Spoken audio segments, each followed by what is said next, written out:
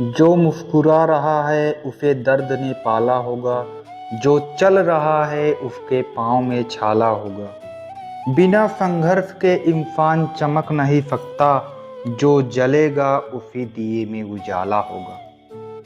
एक बार एक किसान भगवान से बहुत ही नाराज हो गया। किसान बहुत मेहनती था, बहुत मेहनत से वह खेतों में अनाज उगाता था, उसकी देखभाल करता था, पर अक्सर उसकी फसल खराब हो जाती थी। कभी सूखा पड़ जाता, कभी बाढ़ आ जाता, कभी तेज धूप, कभी आंधी, कोई ना कोई कारण बन ही जाता कि उसकी फसल खराब हो जाती।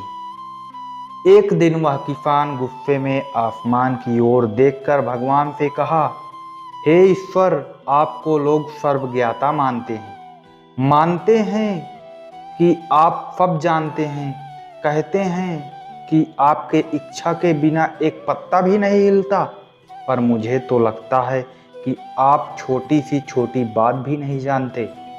आपको तो ये भी नहीं पता कि खेती बाड़ी कैसे करते हैं। अगर आप जानते होते तो हर समय जो बाढ़, आंधी और तूफान आते हैं वो कभी नहीं आते। आप नहीं जानते कि कितना नुकसान उठाना पड़ता है हम किसानों को। यदि आप मेरे हाथ में यह शक्ति दे दें कि जैसा मैं चाहूं वैसा मैं मौसम कर दूं, फिर आप देखना मैं अन्न के भंडार लगा दूंगा। भगवान इसके तीखे वाक्य सुनकर मुस्कुरा रहे थे और वह किसान के सामने प्रकट होकर बोले, मैं आज से तुझे यह शक्ति दे देता हूँ कि तुम अपनी खेतों पर तुम्हारी जैसी इच्छा ही तुम वैसा मौसम कर दोगे। मैं बिल्कुल भी दखल नहीं दूंगा, तुम्हारी इच्छा से सब कुछ होगा। किसान बहुत खुश हो गया। किसान ने गेहूं की फसल अपनी खेतों में बोई। जब उसे लगा कि खेतों को धूप चाहिए तो खेतों को धूप मिली, जब पानी बरसना चाहिए तभी पानी बरसा। आंधी तूफान बाढ़ कुछ भी उसने अपने खेतों पर आने नहीं दिया।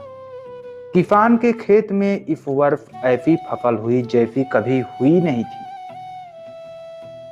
हरी भरी लहलहाती फसल, मन ही मन वह बहुत खुश हो गया और सोचने लगा, अब सबूत के साथ दिखाऊंगा भगवान को कि इसे कहते हैं शक्ति का सही उपयोग। मेरी सफलता देखकर उन्हें अपनी नियम जरूर बदलेंगे। एक दिन गुजरे, फसल कटने को तैयार हो गई। किसान बहुत उत्सुकता के साथ फसल को काटने लगा, पर जैसे ही उसकी नजर गेहूं की बालियों पर गया तो उसने अपना सिर पीट लिया और वह रोने चिल्लाने लगा। गेहूं की एक भी बाली के अंदर गेहूं का दाना नहीं था। सारी बालियां अंदर से खोखली थी। किसान बहुत दुखी हो गया। उसने भगवान को रोते हुए फिर पुकारा, हे प्रभु, तुमने ये मेरे साथ क्या किया? क्या तुमने मुझे कोई सजा दी? भगवान बोले, पुत्र, ये तो होना ही था। तुमने पौधों को संघर्ष करने का मौका ही कहाँ दिया? ना तो तुमने उन्हें आंधियों से जूझने दिया, ना तेज बारिश से बहने दिया, और ना ही धूप में तपने दिया। एक भी चुनौती का सामना तुमने उन्हें नहीं करने दिया, इसलिए सारे पौधे अंदर से खोखले रह गए। जब आंधी तूफान, तेज बारिश और धूप पड़ती है, तभी ये पौधा अपने अस्तित्व को बचाने के लिए संघर्ष करते हैं, और इसी संघर्ष से एक बल पैदा होता है जिससे शक्ति होती है, ऊर्जा होती है, और यही ऊर्जा पूर्ति तेरे गेहूं के दानों की तरह जो नहीं फूटी, तूने उन्हें कठिन परिस्थितियों से गुजरने ही नहीं दिया। जहां उनके अस्तित्व का जन्म होता है, सारे बालियां इसीलिए खाली हैं। इसमें एक भी गेहूं का दाना इसलिए नहीं है क्योंकि तुमने अपने पौधों को संघर्ष कराया ही नहीं। याद रखिए, स्वर्ण में स्वर्णीय आभा तभी आती है जब वह आग में तपने, गलने और हथौड़े से पीटने जैसे संघर्षों से गुजरता है।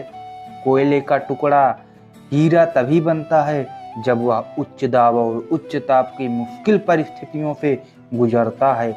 इसी तरह यदि हमारी जिंदगी में कोई संघर्ष ही ना हो, कोई चुनौती ही ना हो, तो हम भी गेहूं की बालियों की तरह खोखले रह जाएंगे। कोई अस्तित्व नहीं होगा हमारा। विपरीत परिस्थितियां, चुनौतियां, समस्याएं हमारे और अधिक निखारती हैं। यदि जीवन में कठिन परिस्थितियां और चुनौतियां आए तो घबराना मत, बल्कि सामना करना, विश्वास करना कि आप और अधिक निखर जाओगे और अधिक मजबूत बन जाओगे। किसी ने कितना खूब कहा है, जिंदगी जीना आसान नहीं होता, बिना संघर्ष कोई महान नहीं होता, जब तक ना पड़े हथौड़े की चोट तब तक पत्थर भी भगवान नहीं होता। जय श्री कृष्ण।